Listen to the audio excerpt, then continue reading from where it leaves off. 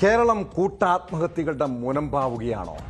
ദാമ്പത്യ തർക്കവും സാമ്പത്തിക പ്രശ്നങ്ങളും കടബാധ്യതയുമൊക്കെയാണ് പല കുടുംബങ്ങളെയും ജീവനൊടുക്കാൻ പ്രേരിപ്പിക്കുന്നത്.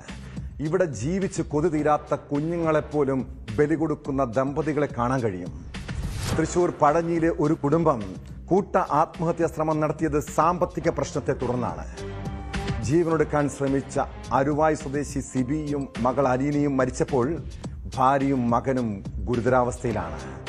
ഗൾഫിൽ ജോലി ചെയ്തിരുന്ന സിബിക്ക് ജോലി നഷ്ടമായതാണ് ആത്മഹത്യ കാരണമെന്നാണ് പോലീസിന്റെ പ്രാഥമിക നിഗമനം.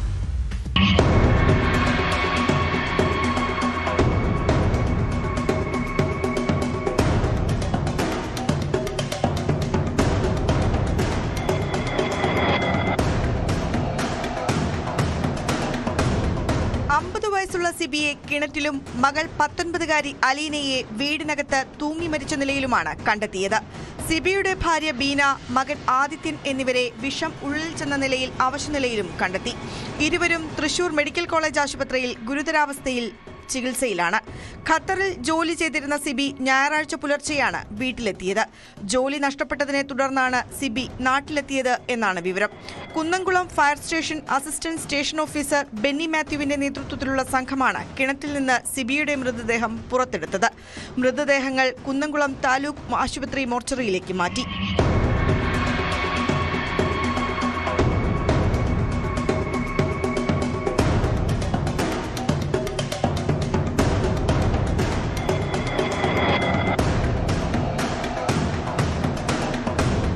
സിബി വിഷം കഴിച്ചതിനു ശേഷം കിണറ്റിൽ ചാടുകയായിരുന്നു. മകൾ അലീന വിഷം കഴിച്ച് തൂങ്ങി മരിച്ചു.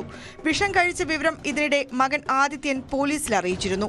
അച്ഛൻ വിഷം കഴിച്ചതിനു ശേഷം കിണറ്റിൽ ചാടി എന്നാണ് ആദിത്യൻ ഫോൺ വിളിച്ചു പറഞ്ഞതെന്ന് പോലീസ് പറഞ്ഞു.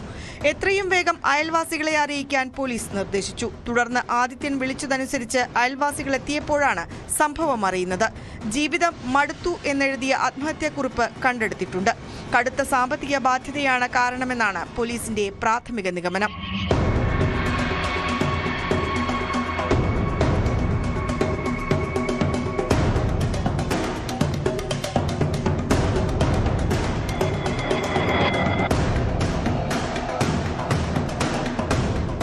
ന്യൂസ് 18 തൃശൂർ.